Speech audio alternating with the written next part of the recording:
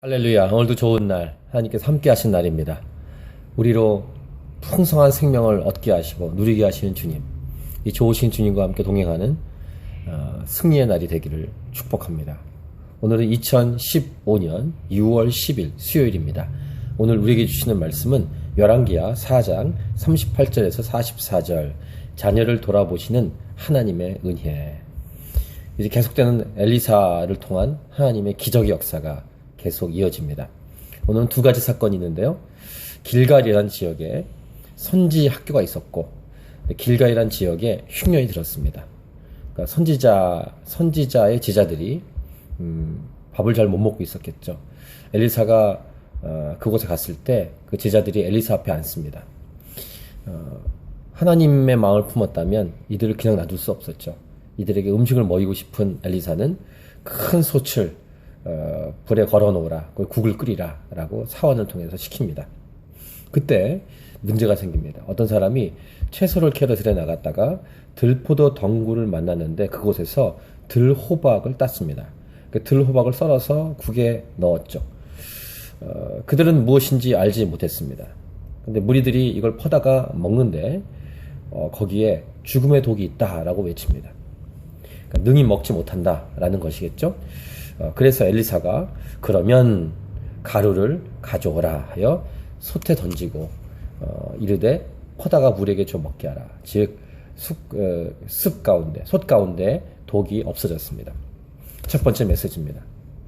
하나님은 어떤 분이신가? 그 다음에 하나님은 우리를 통해서 어떤 일을 하고 싶어 하시는가를 오늘 본문을 통해서 알 수 있죠. 하나님은 살리시는 분이십니다. 생명의 주이십니다. 그런데 하나님은 직접 하나님의 일, 생명의 역사를 하실 수도 있지만 하나님은 예수 믿는 저와 여러분, 하나님의 사람을 통해서, 즉 교회를 통해서 이 놀라운 하나님의 사역을 하기 원하십니다. 곧 저희를 통해서 이 땅을 살리기 원하신다는 것입니다. 이 땅을 살리는 통로로 우리 교회를 쓰고 싶어 하십니다. 이 땅은 어둠의 주관자가 일시적으로 다스리는 땅입니다. 그래서 많은 독들이 있죠. 이것저것을 먹고 죽어갑니다. 이 땅에 이렇게 죽어가는 사람들에게 복음을 증거하고 또 실질적인 필요를 채우기를 원하십니다. 누굴 통해서요? 교회를 통해서. 죽음의 영보다 생명의 영이 훨씬 더 강하십니다. 어둠은 빛이 왔을 때 도망갑니다. 썩어져가는 세상 속에서 예수님은 너희는 세상의 소금과 빛이다 라고 말씀하십니다. 이 말은 하나님이 그렇게 하셨던 것처럼, 즉 예수님이 이 땅을 살리는 역할을 하셨던 것처럼 이제 성령을 부어주셔서, 예수 믿는 우리들에게 성령을 부어주셔서 이 살리는 역할을 우리를 통해서 하기 원하신다. 엘리사는 그 모델입니다. 엘리사는 예수님의 그림자이면서 동시에 교회의 그림자입니다. 저와 여러분이 어떻게 이 땅을 살고 사역할 것인가에 대한 좋은 그림이라는 것입니다. 이 대한민국의 메르스라는 이 바이러스라든가 동성애 문제라든가 여러 문제가 있는 이 땅, 썩어져 가고 저 어려움이 있는 땅에 생명의 영, 성령의 충만한 교회를 통해, 저와 여러분을 통해서 이 살리는 역할을 하고 싶어 하십니다. 두 종류의 사람이 있습니다. 문제가 있다라고 외치는 스피커 같은 사람이 있고, 교회도 마찬가지겠죠? 그 문제가 있을 때 그것을 해결하는 사람이 있습니다. 후자 쪽을. 물론 문제가 있다는 것을 발견하고 그거를 외치는 것 중요합니다만 그 문제를 해결하는 통로가 더 중요합니다.